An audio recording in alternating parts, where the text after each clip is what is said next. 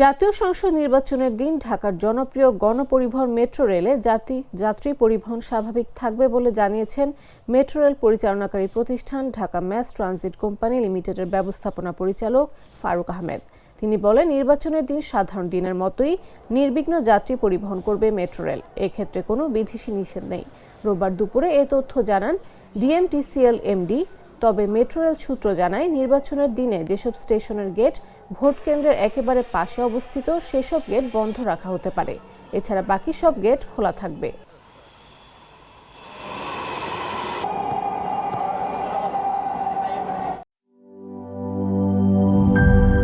দুধার চকলেটে একাকার হয়ে ওঠা প্রাণ লেয়ার সম্পর্কের মিষ্টি ম্যাজিক।